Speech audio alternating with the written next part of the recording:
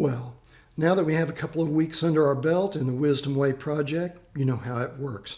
The wisdom portion of this church-wide Bible reading project for the year is to read the book of Proverbs very slowly and deliberately on a daily basis, 2 or 3 verses a day, the wisdom portion of the Wisdom Way project. The Way portion of the project is simply a topical study of the book of Proverbs that branches out to elsewhere in Scripture.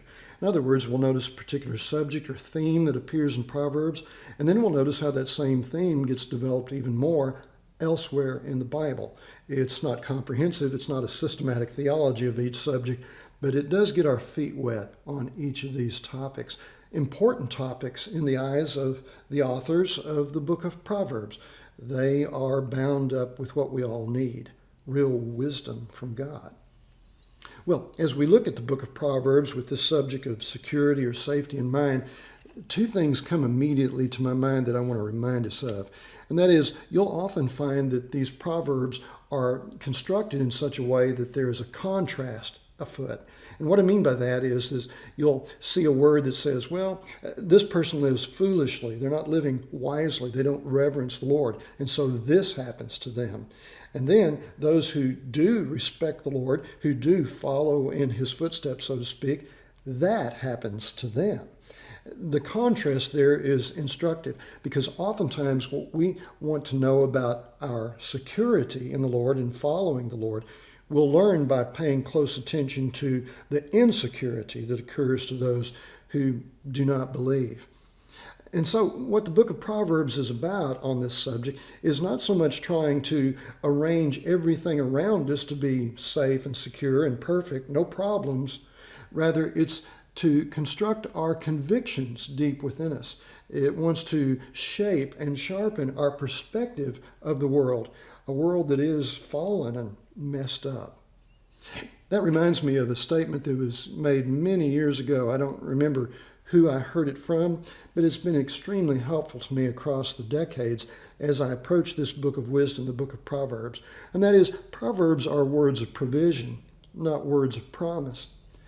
We'll make a bad mistake if we look at the book of Proverbs expecting to find ironclad guarantees of what's going to happen. Well, if I believe, then I'll have a lot of money, I won't have any problems, disease won't touch me, etc., etc. Quite the opposite, of course. We all know this from our own experience. And the authors of Proverbs, of course, had the same kind of experiences. They're not trying to deny reality and write this theology in an ivory tower somewhere removed from the world's problems and life's troubles. Quite the opposite. The authors acknowledge these things. And so when they offer words of strong assurance, they're providing for our spirit, not saying, well, this is how the world really operates if you really believe. It's talking about how the world of your mind operates, and so you see the world outside rightly. Well, you'll notice there are a number of Proverbs that we'll read over the course of this coming week, the 22nd through the 28th. That's Saturday through Friday.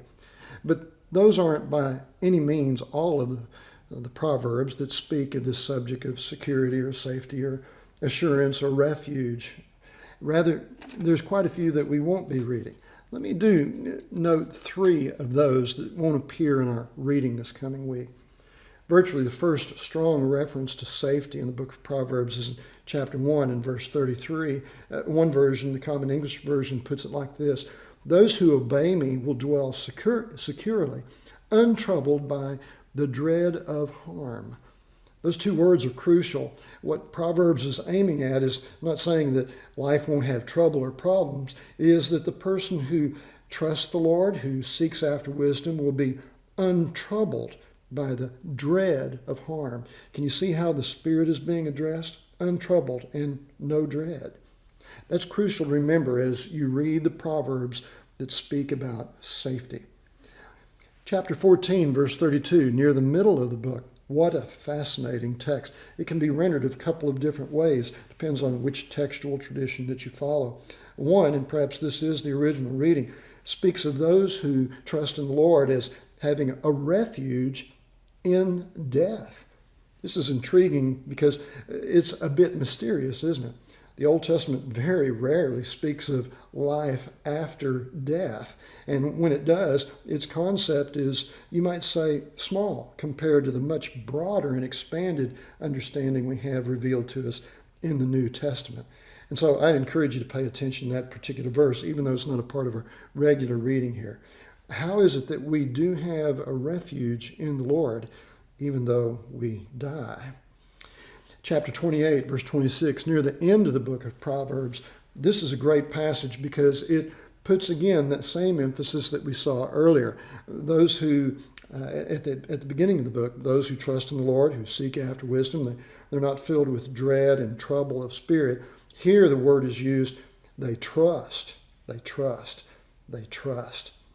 That sums up the subject of security in the book of Proverbs extremely well. David Atkinson is a commentator on Proverbs. His little work in the Bible study, the Bible Speaks Today series, is well worth your time and investment. I'd encourage your purchase of it if you're looking for a simple, easy to read, but yet very helpful commentary on Proverbs. He makes this statement on this subject. Security in the Lord is an affirmation of faith to live by, not a description of how life feels. See what I mean when I say that's such a great summary of this subject? Life can feel so full of trouble. There's no denying there's all sorts of problems without and even within us. And our emotions, our feelings about these things can come to the fore and loom even larger than life and take over our life. The Proverbs, the wisdom that's offered in the Proverbs, says, walk by faith, trust, you might say, as in chapter 28 and verse 26.